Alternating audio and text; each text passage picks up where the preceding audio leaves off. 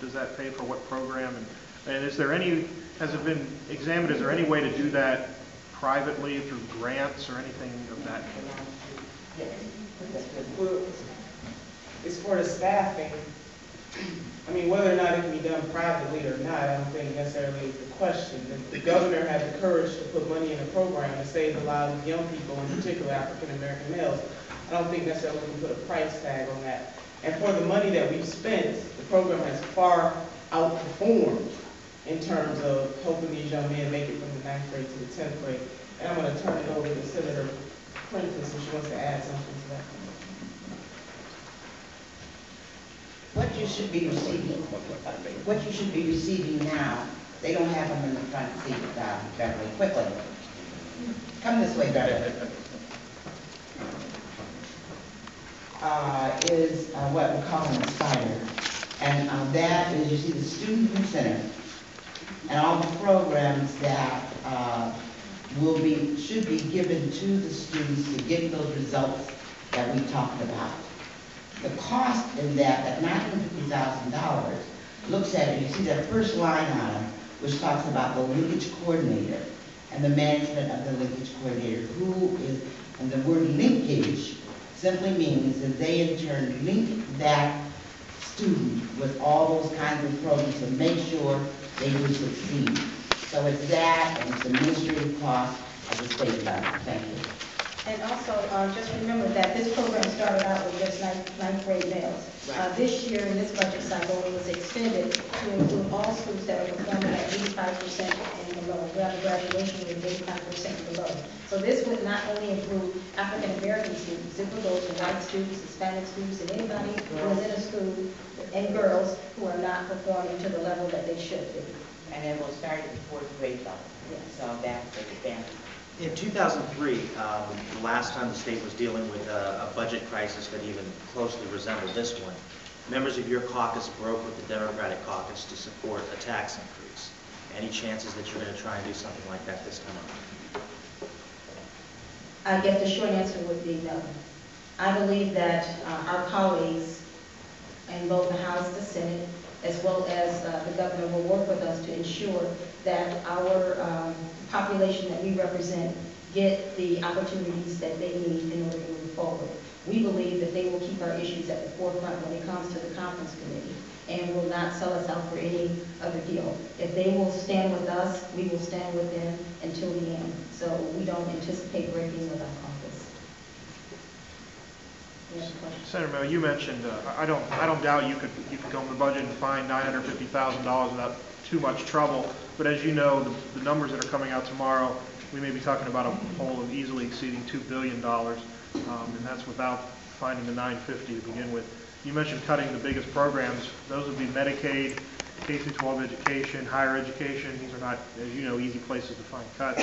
Why are you confident that the money can be found, considering all that? Thank you, Jim. I want to be clear. I think you may have misunderstood me. Not cutting the biggest programs, but cutting the biggest departments. And within those larger departments, you can find, it's really not even that difficult. You can find a number of areas that don't rise to the level of these programs that we have articulated today. One of the areas that many people don't like to talk about, because you've got to spend a bit of time, is charter schools. The Senate gave very high priority to funding charter schools. And we all know that at least half of them are failing miserably. They're outstanding charter schools. We can point to outstanding public schools, if you will. So if we're funding charter schools that are failing miserably, most of which are located in our urban centers, by the way, those who are the strongest advocates of the charter schools do not send their children there. In fact, they tend not to have charter schools even located within their districts. It's very interesting how passionate they are about ensuring that those schools are funded at the highest level. So that's an area that we could redirect some resources as well. Are we going to get to $2 billion No, we certainly are not going to give you $2 billion. But we're not asking for $2 billion to fund these programs that are working so well, that are directed to African Americans and people of color in this state. Why take money from the little Hispanic Latino Affairs Commission? It's an insensitivity that exists, and a short-sightedness that is persistent within that caucus, within the Republican caucus. I have to follow up on the charter school. You'll well recall a couple weeks ago, big crowd on the steps of the State House, with many trying to protect those charter school dollars that gave them a choice. Many of them live in the urban areas. They want their kids to go out of those failing public schools. Was that spin to you, or is there something more to it? I mean, what's your message to them? No, as I stated, there are some excellent charter schools that exist in the state.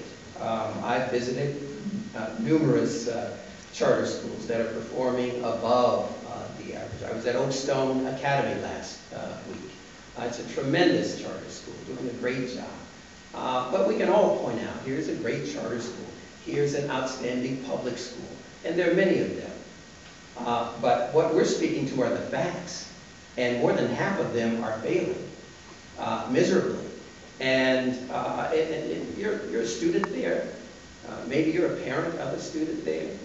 Do you want to say that publicly? Probably not. So if you're invited to a rally, you show up. On taxpayers' dollars.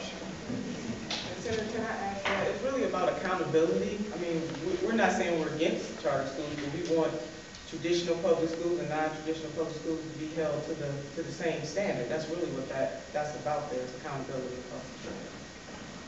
And to add to that, the House version to education protected the charter schools that were doing well, that were producing. And in a way, the public schools, and the governor did say, if the public schools are not doing the job, shut them down. So we're for the best for our children and the quality of life. Just because you go to a charter school does not mean it's better than the public schools. And I think parents need to be transparent to understand. Check where you go to make sure you get the best education possible. An A is an A, a D is a D. So if you get an A in public school, you most likely will get an A every place else. If you get an D, you do not get an A when you go to charter schools that quickly.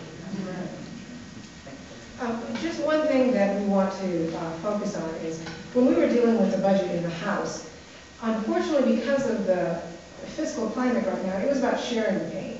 We were cutting everything, everywhere, things that we'd never considered that weren't on the table before. The problem is that when the budget crossed the street and went to the Senate, suddenly it wasn't an equal sharing of the pain. So how did we come to the point where it was all of the minority programs, all of the minority amendments that were stripped from the budget? Certainly, we're all sharing, jockeying, trying to move numbers, move money, and make this as equitable a process for everyone until it fell into the hands of the Senate Republicans. So, everyone has to sacrifice in this, and how do you get to the end of the process and not realize that you've excluded every single minority program? I think they did. I think that's how we got to the last-minute amendment on bonding that Senator Smith was able to get through, so that it wouldn't be so incredibly obvious that all the minority components had been stripped from the budget.